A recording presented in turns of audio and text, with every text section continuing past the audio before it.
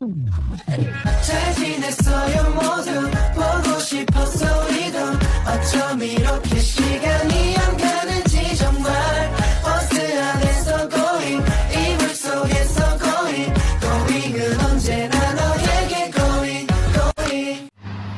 Bismillah, Assalamualaikum warahmatullahi wabarakatuh. Salam sejahtera untuk kita semua. Perkenalkan, kami dari kelompok 4, saya Ruhul Aini. Dan saya Indri Agrini. Kami ingin mempresentasikan materi yang bertema pendidikan dan bimbingan bagi ABK tunanetra. Pengertian tunanetra. Tunanetra yaitu orang yang kehilangan penglihatan sedemikian rupa sehingga seseorang itu sukar atau tidak mungkin dapat mengikuti pendidikan dengan metode yang biasanya dipergunakan di sekolah biasa. Anak tunanetra dalam pendidikan tidak saja mempergunakan metode khusus, melainkan juga alat-alat bantu khusus yang digunakan untuk membaca dan menulis. Ada anak tunanetra yang sama sekali tidak ada penglihatan. Anak semacam ini biasanya disebut buta total. Di samping buta total, masih ada juga anak yang mempunyai sisa penglihatan tetapi tidak dapat dipergunakan untuk membaca dan menulis huruf biasa. Istilah buta ini mencakup pengertian yang sama dengan istilah tunanetra atau istilah asingnya blind. Istilah buta yang sering digunakan masyarakat umum hendaknya tidak digunakan untuk sebutan atau panggilan terhadap yang memiliki kelainan penglihatan, tetapi hanya digunakan dalam pengelompokan untuk keperluan layanan pendidikan yang sesuai dengan tingkat kemampuan penglihatan. Anak tunanetra dikelompokkan menjadi dua macam, yaitu yang pertama buta. Disebut buta jika anak tidak mampu menerima rangsangan cahaya dari luar atau visusnya sama dengan 0. Yang kedua, kelompok low vision. Disebut low vision jika anak masih mampu menerima rangsangan cahaya dari luar, tetapi ketajamannya lebih dari 6/21, atau jika anak hanya mampu membaca headline pada surat kabar. Penyebab terjadinya ketunanetraan. 1. Faktor penyebab ketunanetraan pada masa prenatal. Pertama, keturunan. Ketunanetraan yang disebabkan oleh faktor keturunan terjadi dari hasil perkawinan bersaudara sesama tunanetra atau mempunyai orang tua yang tunanetra. Ketunanetraan akibat faktor keturunan antara lain retinitis, pigmentosa, dan penyakit pada retina yang umumnya merupakan keturunan. Penyakit ini sedikit demi sedikit menyebabkan mundur atau memburuknya retina. Gejala pertama biasanya sukar melihat di malam hari, diikuti dengan hilangnya penglihatan periferal dan sedikit saja penglihatan pusat yang tertinggal. Yang kedua, pertumbuhan anak dalam kandungan. Ketunanetraan yang disebabkan karena proses pertumbuhan dalam kandungan dapat disebabkan oleh gangguan waktu ibu hamil, penyakit menahan seperti TBC, infeksi atau luka yang dialami oleh ibu hamil akibat terkena rubella atau cacat air, infeksi karena penyakit kotor, toksoplasmosis, trakoma atau tumor, dan kurangnya vitamin tertentu. Selanjutnya, penyebab ketunanetraan yang terjadi pada masa postnatal. Pertama, kerusakan pada mata atau saraf mata pada waktu persalinan akibat benturan alat-alat atau benda keras. Yang kedua, pada waktu persalinan, ibu mengalami penyakit gonorrhoe, sehingga hasil gonorrhoe menular pada bayi, yang pada akhirnya setelah bayi lahir mengalami sakit dan berakibat hilangnya daya penglihatan. Ketiga, mengalami penyakit mata yang menyebabkan ketunanetraan, misalnya xerophthalmia, trakoma, katarak, glaukoma, diabetes, retinopati, macular degeneration, retinopati of premature. Yang terakhir, kerusakan mata yang disebabkan terjadinya kecelakaan seperti masuknya benda keras atau tajam, cairan kimia yang berbahaya, kecelakaan dari kendaraan, dan lain-lain. Perkembangan kognitif, motorik, dan emosi anak tunanetra. Yang pertama, perkembangan kognitif anak tunanetra. Manusia berhubungan dengan lingkungan baik sosial maupun melalui kemampuan inderanya. Akibat dari ketunanetraan, maka pengenalan atau pengertian terhadap dunia luar anak tidak dapat diperoleh secara lengkap dan utuh. Akibatnya, perkembangan kognitif anak tunanetra cenderung terhambat dibandingkan dengan anak-anak normal pada umumnya. Hal ini disebabkan perkembangan kognitif tidak saja erat kaitannya dengan kecerdasan atau kemampuan intelijensinya, tetapi juga dengan kemampuan indera penglihatannya. Selanjutnya, perkembangan emosi anak tunanetra. Menurut Somantri, perkembangan emosi anak tunanetra akan sedikit mengalami hambatan dibandingkan dengan anak yang awas.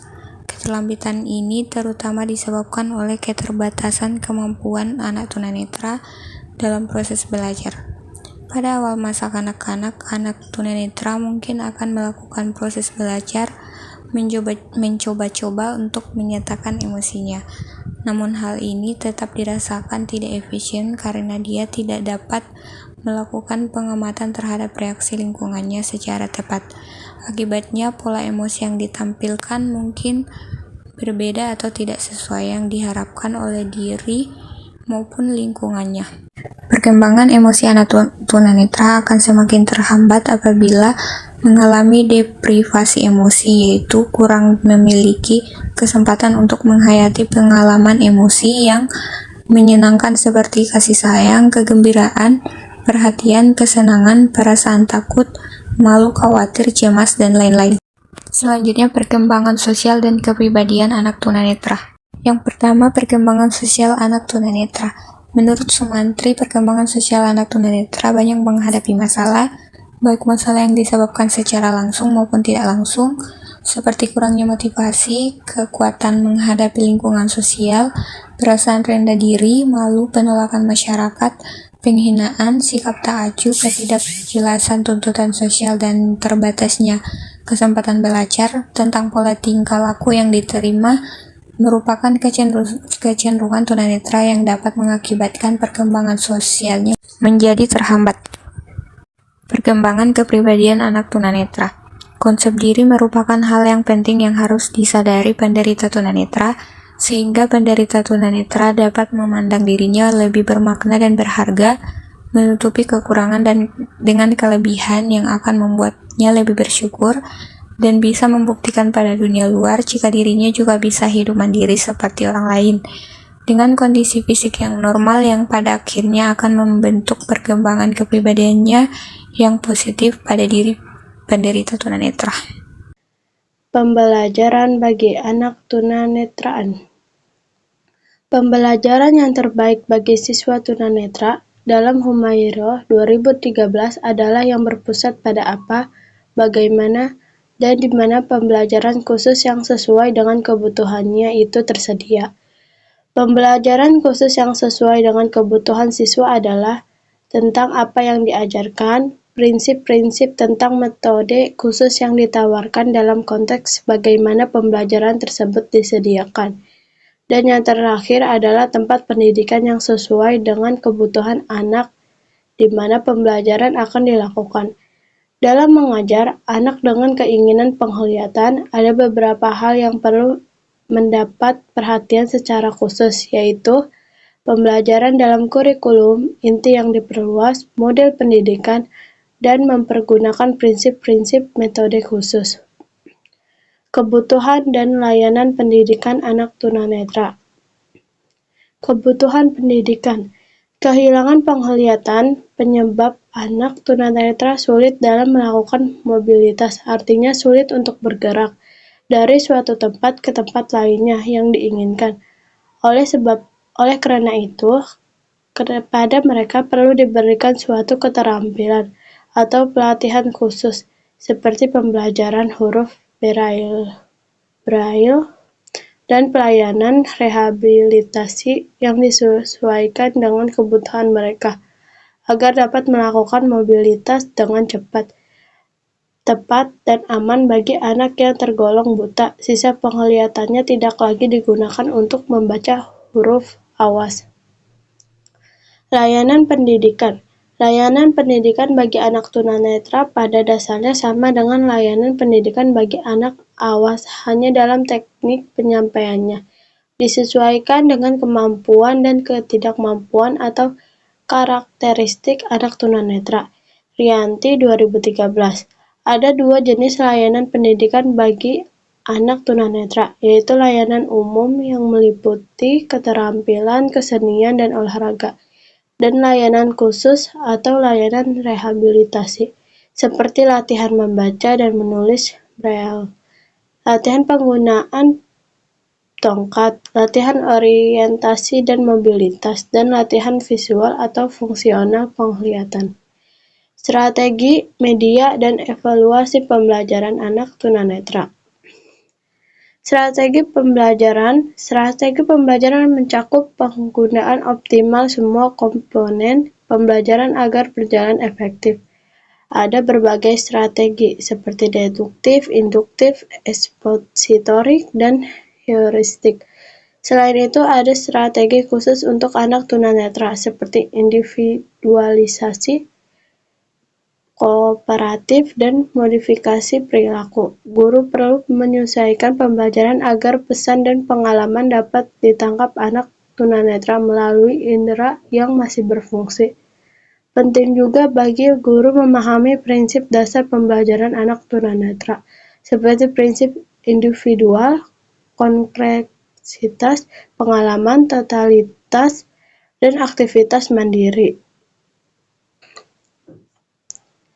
Media pembelajaran. Ada dua jenis media pembelajaran yang dapat digunakan dalam proses pembelajaran anak tunanetra, yaitu sebagai berikut. 1. Alat peraga. A. Objek atau situasi yang sebenarnya. Contohnya, objek yang sebenarnya, tumbuhan dan hewan, asli atau sebenarnya. B. Benda asli yang diawetkan. Contohnya binatang yang diawetkan.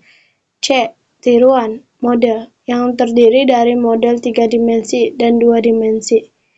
Model tiruan 3 dimensi memiliki dimensi panjang, lebar, dan tinggi, memiliki volume, sehingga bentuknya hampir sama dengan objek sebenarnya. Akan tetapi, sifat substansi, permukaan, dan ukuran ada kemungkinan tidak sama. Model 2 dimensi, yaitu dimensi panjang dan lebar. 2. Alat bantu pelajaran. Alat bantu pembelajaran yang dapat digunakan oleh anak tunanetra adalah antara lain berikut ini. A. Alat bantu untuk baca tulis. B. Alat bantu untuk membaca bagi anak low vision. C. Alat bantu berhitung. D. Alat bantu audio yang sering digunakan oleh anak tunanetra. Evaluasi. Evaluasi terhadap pencapaian hasil belajar pada anak tunanetra pada dasarnya sama dengan yang dilakukan terhadap anak awas. Namun ada sedikit perbedaan yang menyangkut materi tes atau soal dan teknik pelaksanaan tes. Materi tes atau pertanyaan yang diberikan kepada anak tunanetra tidak mengandung unsur-unsur yang memerlukan persepsi visual. Contohnya, jangan menanyakan tentang warna kepada anak tunanetra, karena warna hanya dapat diperoleh melalui persepsi visual. Kesimpulan, tunanetra adalah kondisi rusaknya penglihatan, sering disebabkan oleh retrolenta fibroplasia pada bayi prematur atau faktor internal dan eksternal lainnya. Anak tunanetra memperoleh pembendaharaan kosakata dari dirinya sendiri dan orang lain.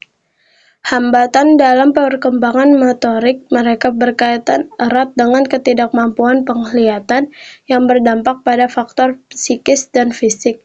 Perkembangan emosi anak tunanetra terhambat oleh kurangnya pengalaman emosi positif, sementara perkembangan sosial mereka sering menghadapi masalah seperti kurangnya motivasi dan penolakan sosial. Konsep diri sangat penting bagi mereka dalam membentuk perkembangan kepribadian yang positif.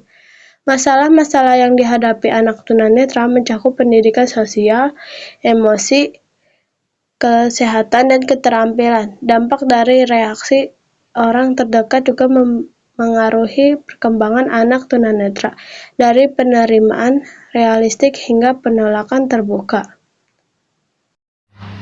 Sekian materi yang kami sampaikan. Kurang lebihnya mohon dimaklumi dan dimaafkan. Terima kasih. Wassalamualaikum warahmatullahi wabarakatuh.